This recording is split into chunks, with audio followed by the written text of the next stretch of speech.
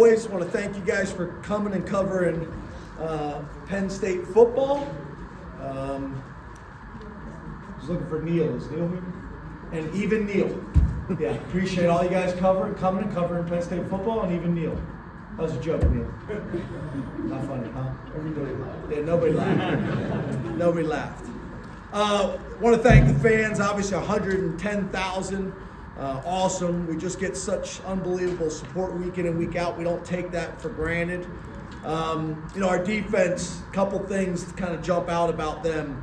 I think our third quarter defense all year's been ridiculous. 87 yards all year on 46 plays, 1.9 yards per play.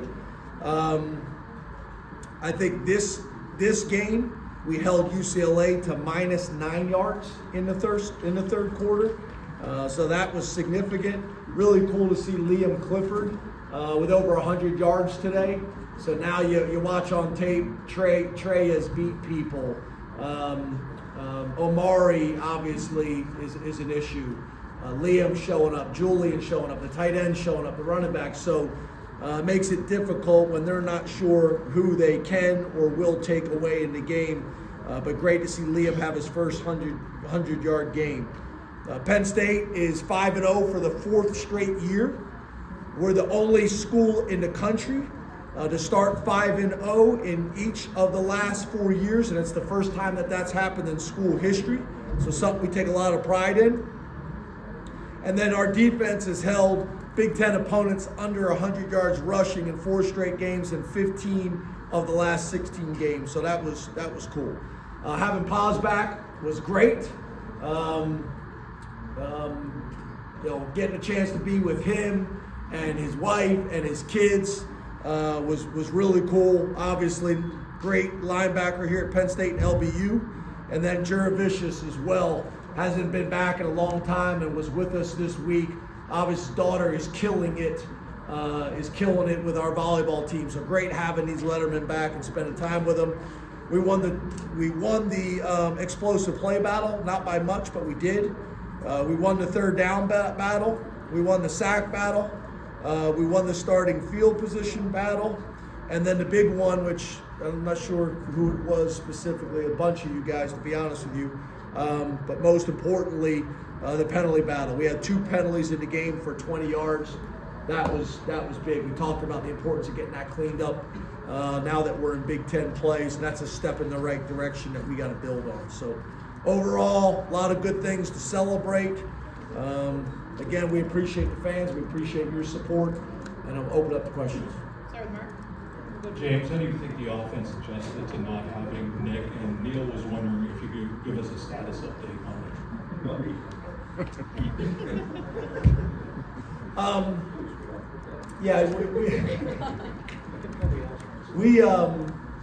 I thought we'd have him Thursday. I thought we'd have him Friday. I thought we'd have him today. I didn't find out until after warm-up.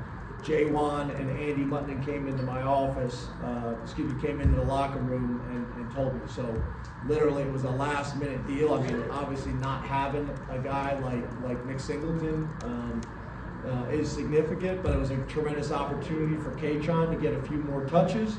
And it was also a great opportunity to get Quentin in there. So, really, really good opportunity for those 2 guys, and I think overall we handled it well. Jared? Hey, Coach Mason. Hey, Jared. How's it going? Good. Tyler Warren, another week, another touchdown for him. What makes him so dependable for you guys, especially in the red zone?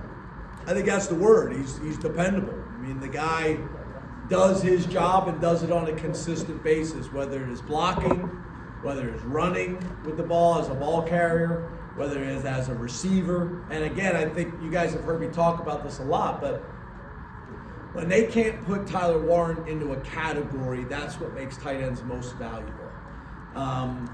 If he's just a receiver, they can treat him like a receiver and treat it as 10 personnel. If he's just kind of a big run-blocking slug, then that's not a threat either. But when he can do either or, makes it very, very difficult to defend. And then to your point, he's dependable. You throw the ball in his direction, he's going to catch it, he's going to break tackles, he's going to make positive yards. So, again, I think he's the best tight end in college football, and I think his play warrants that. Tyler and then Andrew. Hi, James. Hey, Todd. Today you told us a few days ago that you looked at high school film for Justin Moore because he didn't have much on film at the college level. He had some success early in the game. What did you pick up from him defensively over the course of that first half, and how do you think your defense is able to adjust to comment? Yeah, I was impressed with him. You know, I'm not sure how tall he is, but looking at him in pregame, he's a big guy. He seemed very poised. The moment didn't seem too big for him. First time starting quarterback.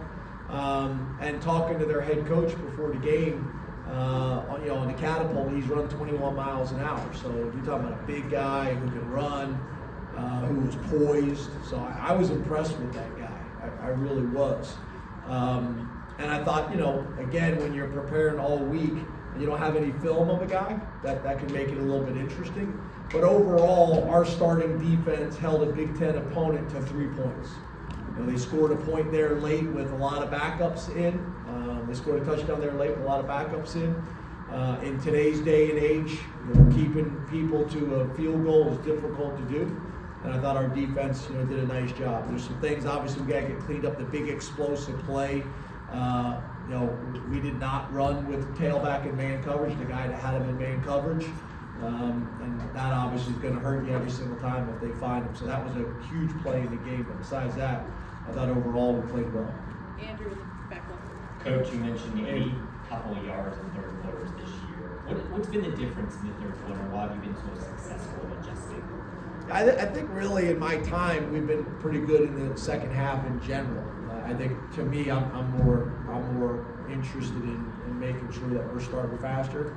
I think that first quarter you look at the time of possession, not what you want. You look at third down on offense and on defense, not what you want. Again, back to the point I had with you guys earlier about getting enough touches and getting enough plays on offense and getting off the field on defense. So we got to start faster.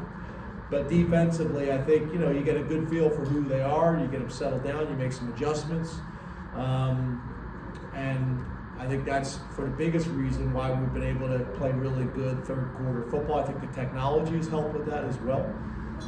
But overall, getting our guys lined up, getting their cleats in the ground, getting them ready to play, I think we've done a nice job of that with both offense and defensive staff. Smelter here on the left. James, it seemed that the receivers were being targeted more frequently today. How much of that has had to do with Nick not being available? More frequently, you said? Yep. I don't know. I didn't feel that way or notice that. I felt like we called it the way we have been calling it, but you may be right. I'd have to go back and check that. I don't know. It wasn't like we made a change. Literally, again, we didn't find out until after warm up that we didn't have Nick. So it's not enough time to kind of change your game plan. And with Katron and Quentin, we don't really feel like we have to. Go two more. We'll go Pickle and Neal. Coach, with Ryan Barker, what went into your decision to make him your starting place kicker today? With Zion Tracy, what did he do to earn that spot at punt return with Kate now? Yeah, so with Barker, like I mentioned to you guys, I think last week, it came down to a percentage point all during training camp between those two guys. So we felt like this week, we would look at all those guys as well, but it wouldn't just be this week. It'd be this week plus the totality of everything that's happened the entire year. So based on it being a tight competition already and then how the games have gone from a production execution standpoint in that phase, it felt like it made sense to give Barker his opportunity because again it was within a percentage point. And what was the other part? Tracy at punt return. What did he do? Yeah, so Tracy had been part of that competition kind of all year long. We did not have Caden available, and he was the next man up. Jake Spencer still factors in, so we used him in a safe situation where you're probably not going to get a return anyway. Just a guy who's caught some balls already in college games. But Zion, we think will learn from this today and have an opportunity to not only catch the ball moving forward, but have a chance to be a playmaker. So excited about that. Neal closes out. Neal. Hey, James, if you're not tuning in a helicopter, it's great. I was going to call you and land in your backyard. The 2-minute drill, how much did that gave you guys a boost with Drew connecting to get the touchdown right in front of the half? Yeah, I think we've done a pretty good job of that all year long, points right before the half. We talk about the middle 8 and things like that. That's been, I think, really good for us all year long.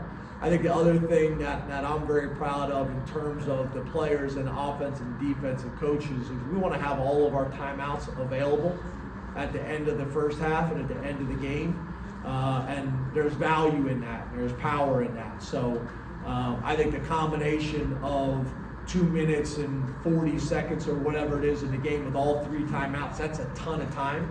It allowed us to start out not in a traditional 2-minute, but have some urgency to us. And then after the 2-minute warning, we were planning on going to 2-minute right there. And with it being a 3rd down, we just used that as a timeout with the 2-minute warning, get what we wanted called, and then go from there. And then if we didn't pick it up, it also allowed us to burn some time off the clock and get the 2-minute warning out of the equation for them if they were getting the ball back.